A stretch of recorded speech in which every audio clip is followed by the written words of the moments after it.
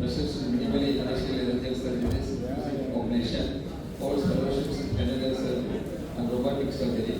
Former President of AOI, widely respected for clinical innovation. Thank you so much. With the permission of the chairpersons, I'll be presenting my experience with coblation in laryngology.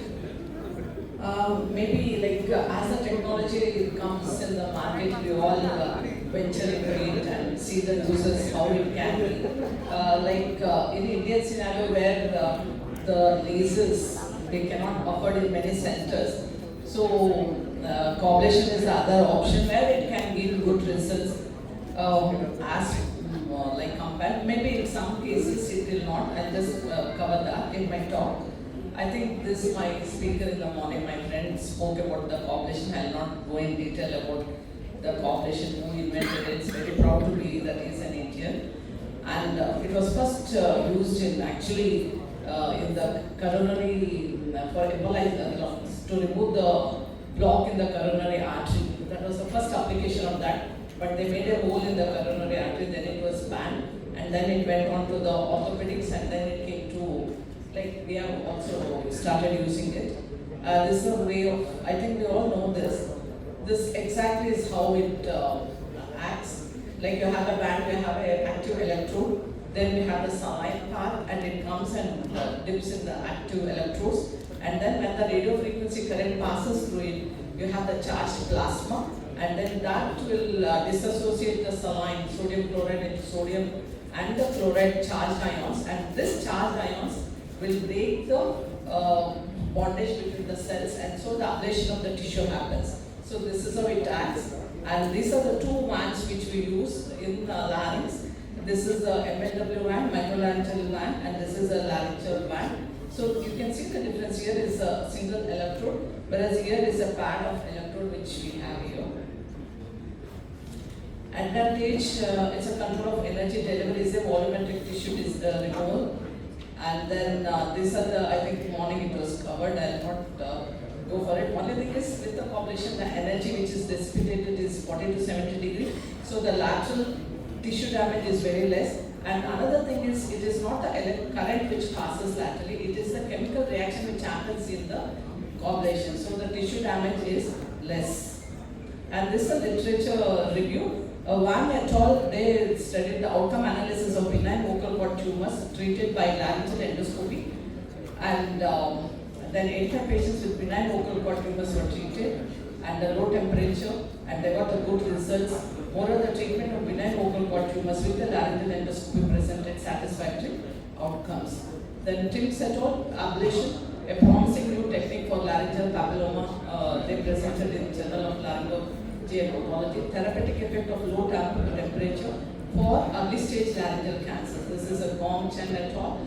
And the same with Carney et al. They all had in the early cancers of the vocal cord the usage of the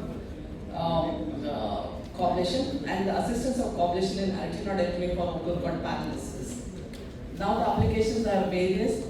The Vidyasagar is when they all the standards for OSS surgeries, and then all these surgeries. I'll be just touching upon the larynx.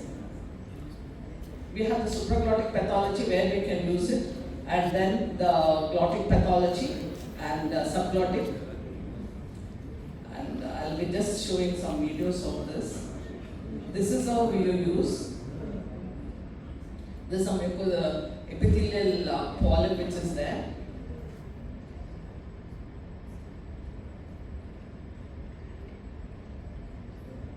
So from the edge you go.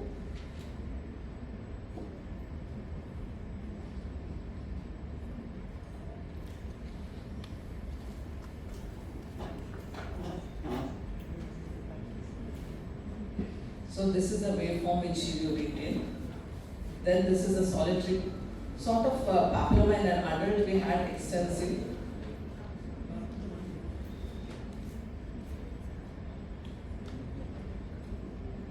All these papillomas, we send the tissue first, biopsy we do it, send it for HPV, and then we proceed with the surgery. This is a child with recurrent papilloma. I think 4 or 5 times she had undergone outside. She had an extensive papilloma covering both the vocal cords, then the inter-arytenoid region, then over the arytenoid throat surface also.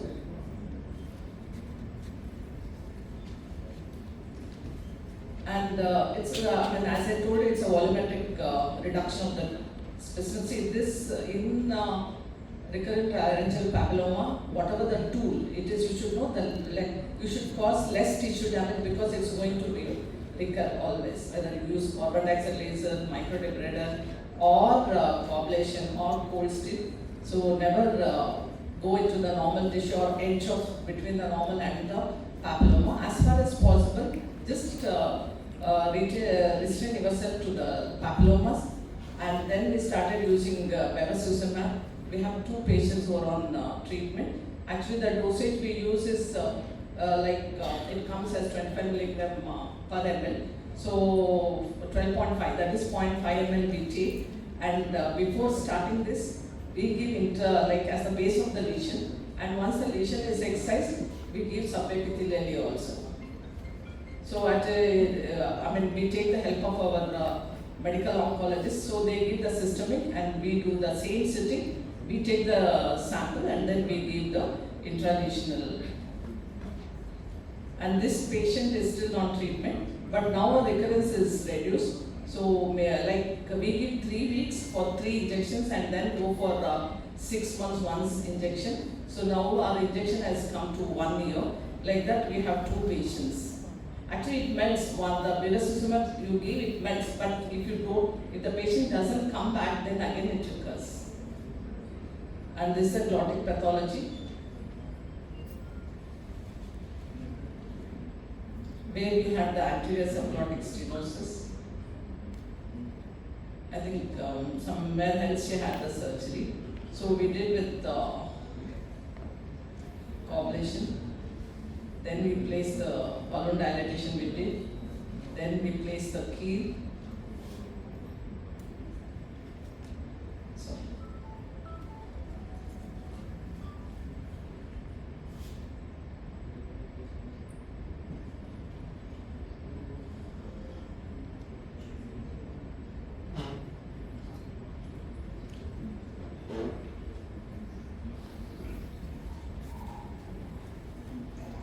Except for the little anterior commissure back, she's fine.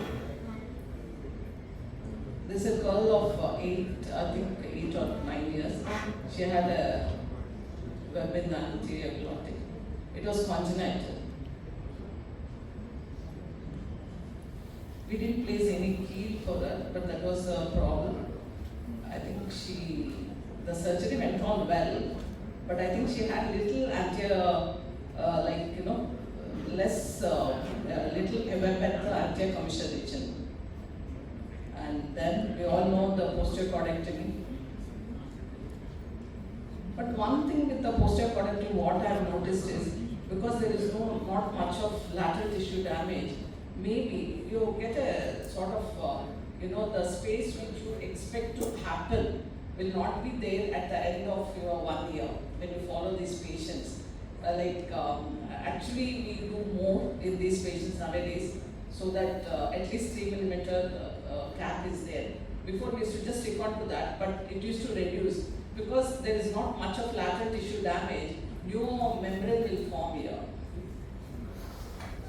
and even boundaries will be down. It will be the upper part of the cricoid, lateral is the thyroid lamina, posteriorly is the arytenoid, vocal process tip, and at the junction of the anterior 2/3 and the posterior 1/3, and that cut should be made first, otherwise it's very difficult for us to assess how much to cut.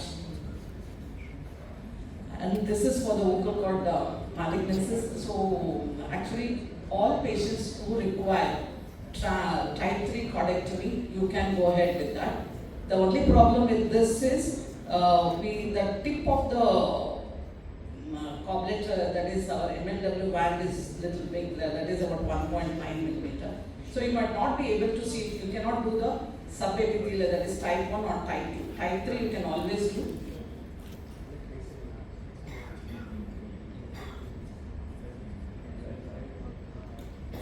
same principles we follow.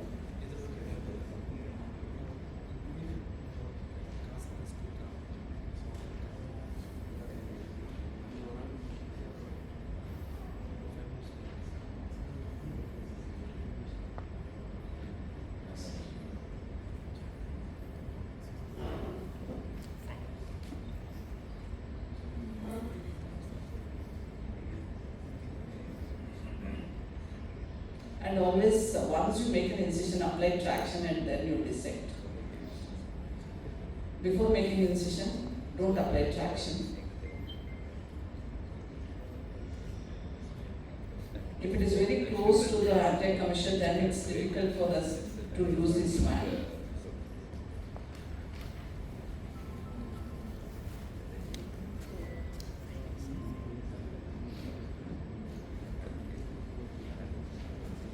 We have around 9 patients who have undergone. We have followed up for minimum 2 years.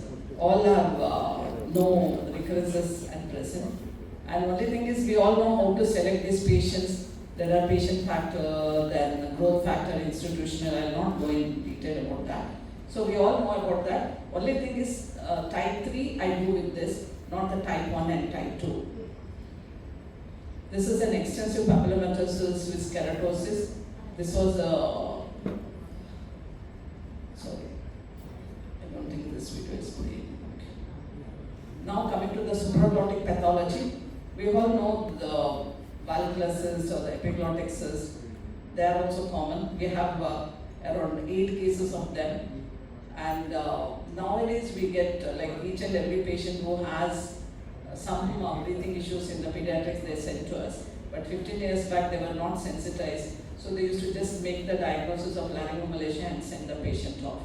But nowadays we get all these patients, we do flexible laryngoscopy either OPD basis or in theatre depending upon the severity of the stridor. And one thing in this is the epiglottic, whatever the valvular cyst or the epiglottic cyst, first you aspirate and then you intubate.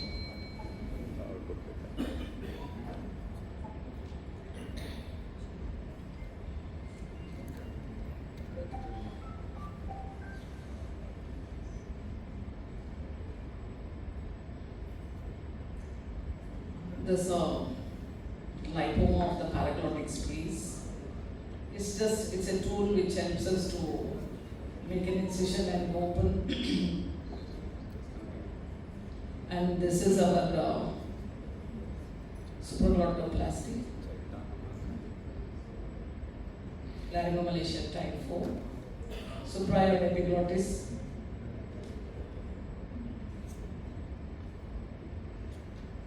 Even in OSA also we do, if at all it's required. This is just AE fold.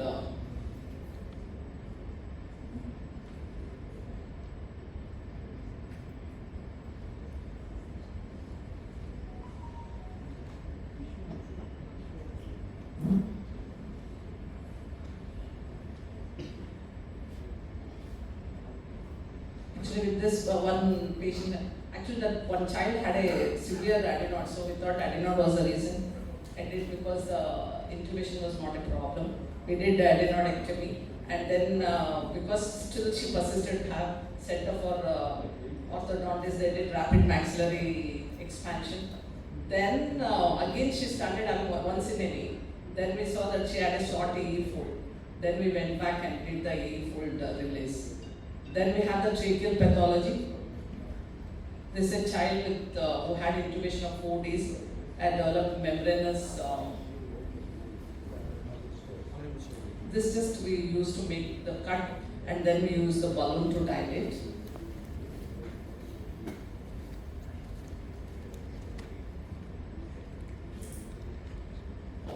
And even if the minimal cicatrization is there, fibrous, then also we can go ahead with this coblation, because coblation is little sturdy. In them we don't use MLW, we use the LM van, and then all these patients needs repeated dilatations. And sometimes if they have, this patient has tracheostomy, this patient doesn't have, this is a child, this patient doesn't have. If they have the tracheostomy, we keep the stent, so that will help us.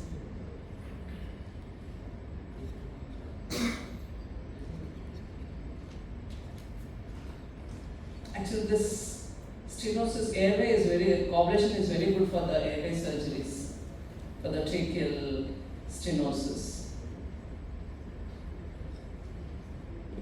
Okay, and before when venturing into use of coblation in my malignancies, I sent the tissue for the histopathology. Because we have to have the R0 or resection, so I sensitized the histopathologist to how the tissue looks whenever we use ablation. So no interference with histopathology, that is very important. And conclusion, in selected airway cases and in cancer, larynx has been promising, but requires research on longer scale to prove its benefit. Thank you.